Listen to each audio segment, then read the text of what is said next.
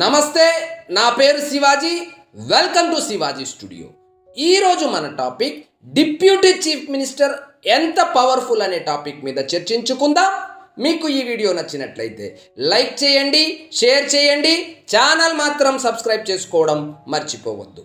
ఇక వివరాల్లోకి వెళ్తే, కొత్తగా ఏర్పడిన ఆంధ్రప్రదేశ్ ప్రభుత్వంలో Pawan Kalyan deputy chief minister అనే విషయం అందరికీ తెలిసిందే.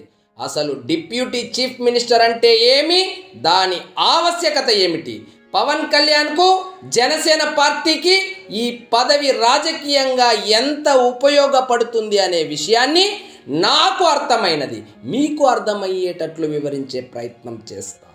వాస్తవానికి డిప్యూటీ చీఫ్ మినిస్టర్ అనే పదవిని రాజకీయ పార్టీలు రాజకీయ స్థిరత్వం కోసం, సామాజిక సమీకరణాల కోసం కృత్రిమంగా సృష్టించుకున్న ఒక పోస్ట్. కానీ టెక్నికల్గా చూస్తే మాత్రం రాష్ట్రంలో మొదటి అత్యున్నత రాజకీయ పదవి చీఫ్ మినిస్టర్ కాగా, రెండో అత్యున్నత పదవి డిప్యూటీ చీఫ్ మినిస్టర్ అని చెప్పవచ్చు. కానీ జగన్మోహన్ రెడ్డి లాంటి వాళ్ళు కనబడిన వాళ్ళకు అందరికీ ఓటు బ్యాంకు రాజకీయాలకు పబ్లిసిటీ పిచ్చ కోసం డజన్లుగా ఇచ్చివేయడంతో దాని విలువ ఆంధ్ర ప్రజలకు అర్థం కావడం లేదు. పోస్టులు అయితే 5 ఇచ్చాడు, కానీ గౌరవం ఇవ్వలేకపోయాడు. కాపులను సంతృప్తిపరచడం కోసం ఒక డిప్యూటీ చీఫ్ మినిస్టర్, బీసీలను ఆకట్టుకోవడం కోసం ఒక డిప్యూటీ చీఫ్ మినిస్టర్, ఎస్సీలను తృప్తిపరచడానికి ఒక డిప్యూటీ చీఫ్ మినిస్టర్, ఎస్టీలను మభ్యపెట్టడానికి ఒక డిప్యూటీ చీఫ్ మినిస్టర్, మైనారిటీలను నమ్మించడానికి ఒక చీఫ్ మినిస్టర్ అని 5 పోస్టులు తయారు చేసి ఇచ్చాడే కానీ వాళ్లకు సరైన గౌరవం ఇవ్వలేకపోయాడు. జగన్మోహన్ రెడ్డి ప్రభుత్వంలో 2 టర్మ్లలో డిప్యూటీ చీఫ్ మినిస్టర్లుగా చేసిన వాళ్ళ పేర్లు కూడా ఆంధ్రప్రదేశ్లో సగం మందికి తెలియదు అంటే అతిశయోక్తి కానే కాదు. ఈ విధంగా ఓటు బ్యాంకు రాజకీయాలకు తెరతీసిన జగన్మోహన్ రెడ్డి గుట్టు పసిగట్టిన ఆంధ్రప్రదేశ్ ప్రజలు మొన్న జరిగిన ఎన్నికల్లో తగిన శాస్తి చేయడం అందరం గమనించాం. ఇక చంద్రబాబు విషయానికి వస్తే 2014లో గెలిచినప్పుడు బీసీల కోటాలో కేఈ కృష్ణమూర్తికి, కాపుల కోటాలో నిమ్మకాయల చినరాజప్పకు ఈ డిప్యూటీ చీఫ్ మినిస్టర్ పదవులు ఇచ్చి మమ అనిపించడం అందరూ గమనించిన విషయమే. ఇప్పుడు అసలు విషయానికి వస్తే, Pawan Kalyan deputy chief minister అవుతుండడంతో రూల్స్ మారనున్నాయి, రూలింగ్ మారబోతుంది అని చెప్పవచ్చు. ఈ పదవికి ఉన్న అధికారాలు నామమాత్రమైనప్పటికీ పవన్ కళ్యాణ్కు జనసేన పార్టీకి గొప్ప మైలేజ్ రాబోతుందని నేను గట్టిగా చెప్పగలను. ఉదాహరణకు, తెలంగాణ డిప్యూటీ సీఎంగా చేస్తున్న బట్టి విక్రమార్కను చూసినా, కర్ణాటకకు డిప్యూటీ సీఎంగా చేస్తున్న శివకుమార్ను చూసినా మీకు ఒక ఐడియా వస్తుంది. అధికార ప్రకటనలలో, అధికార కార్యక్రమాలలో వాళ్లకు లభిస్తున్న ప్రాచుర్యం చూస్తే అసలు డిప్యూటీ చీఫ్ మినిస్టర్కు ఉన్న ప్రాధాన్యత ఏమిటనేది స్పష్టంగా కనబడుతుంది. ఇప్పుడిప్పుడే రాజకీయాల్లో నిలదొక్కుంటున్న పవన్ కళ్యాణ్కు ఇలాంటి పదవి ఎక్స్ట్రా మైలేజ్ ఇస్తుంది అనడంలో సందేహం లేనే లేదు. విధులు నామమాత్రమైనప్పటికీ ప్రోటోకాల్ దృష్ట్యా చీఫ్ మినిస్టర్కు ఉన్న దాదాపు అన్ని సౌకర్యాలు డిప్యూటీ చీఫ్ మినిస్టర్ కూడా వర్తిస్తుంది.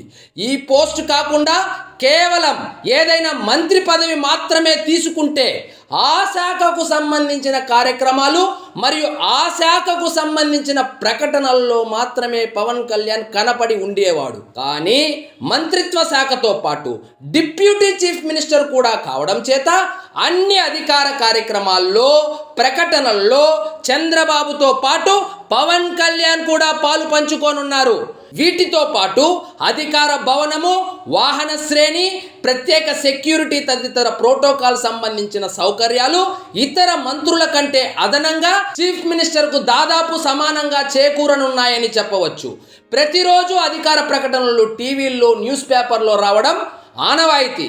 ఇందులో కూడా పవన్ కళ్యాణ్ పేరు, ఫోటో చంద్రబాబుతో పాటు రావడం మూలంగా రాజకీయంగా పవన్ కళ్యాణ్కి మంచి పబ్లిసిటీ, జనసేన పార్టీకి పబ్లిక్లో గుర్తింపు కూడా రావడానికి దోహదపడుతుంది. అధికార లాంఛనాలతో నిర్వహించే అన్ని కార్యక్రమాల్లో చీఫ్ మినిస్టర్తో పాటు డిప్యూటీ చీఫ్ మినిస్టర్ కూడా ఆహ్వానం ఉంటుంది కాబట్టి పర్సనల్గా పవన్ కళ్యాణ్కి రాజకీయాల్లో ఒక గొప్ప అవకాశంగా చెప్పవచ్చు. ఇతర మంత్రిత్వ శాఖలకు సంబంధించి అసలు ఏం జరుగుతుందో తెలుసుకోవాలి అనుకుంటే కేవలం మంత్రి పదవి ఒక్కటే తీసుకుంటే ఆస్కారం ఉండదు. డిప్యూటీ చీఫ్ మినిస్టర్ కావడం చేత ఇతర మంత్రిత్వ శాఖలలో ఏం జరుగుతుంది తెలుసుకునే సౌకర్యం కూడా లేకపోలేదు. ఇవన్నీ ఒక ఎత్తు అయితే అనుభవం, చంద్రబాబు లాంటి సుదీర్ఘ రాజకీయ పరిపాలనా అనుభవం కలిగిన నాయకుడితో కలిసి పరిపాలనలో భాగస్వామ్యం కావడం చేత రాజకీయంగా పరిపాలనా పరంగా ఎంతో కొంత నేర్చుకోవడానికి ఆస్కారం ఉంటుంది. ఇవి కాకుండా గవర్నమెంట్లో ఉన్న ఉన్నత స్థాయి అధికారులతో నేరుగా సంప్రదింపులు జరపవచ్చు. అదే కేవలం మంత్రిగా ఉంటే ఆ శాఖకు సంబంధించిన అధికారులు తప్ప మిగిలిన శాఖకు సంబంధించిన అధికారుల మీద అధికారం చెలాయించే వీలు ఉండేది కాదు. కాబట్టి అన్ని కోణాల్లో డిప్యూటీ చీఫ్ మినిస్టర్ పదవికి పరిమితమైన అధికారాలు ఉన్నప్పటికీ పవన్ కళ్యాణ్కు రాజకీయ నాయకుడిగా ఎదగడానికి, పరిపాలన మీద అవగాహన పెంచుకోవడానికి ఉపయోగపడుతుంది అని చెప్పవచ్చు. ఏ రంగమైనా అనుభవం అనేది ముఖ్యంగా రాజకీయ రంగంలో అనుభవం అత్యవసరం. ఏ అనుభవం లేని జగన్మోహన్ రెడ్డిని డైరెక్ట్గా ముఖ్యమంత్రిని చేయడం చేత అతని పరిపాలన ఎంత చెత్తగా సాగింది అనడానికి మొన్న జరిగిన ఎన్నికల ఫలితాలు ప్రధాన ఉదాహరణ. ఆంధ్రప్రదేశ్ డిప్యూటీ చీఫ్ మినిస్టర్గా నియమితమవుతున్న పవన్ కళ్యాణ్ రాజకీయ దురంధరుడైన చంద్రబాబు దగ్గర పాలనాపరమైన రాజకీయపరమైన అంశాల్లో మంచి అనుభవం గడించి డిప్యూటీ చీఫ్ మినిస్టర్ నుంచి రాబో కాలంలో చీఫ్ మినిస్టర్ స్థాయికి ఎదగాలని మనస్ఫూర్తిగా కోరుకుంటూ సెలవు తీసుకుంటున్నా. ఇదండి ఈరోజు మన టాపిక్. మీకు ఈ వీడియో నచ్చినట్లయితే లైక్ చేయండి, షేర్ చేయండి, ఛానల్ మాత్రం సబ్స్క్రైబ్ చేసుకోవడం మర్చిపోవద్దు. మరిన్ని ఇంట్రెస్టింగ్ టాపిక్స్తో మళ్ళీ కలుద్దాం. జై హింద్.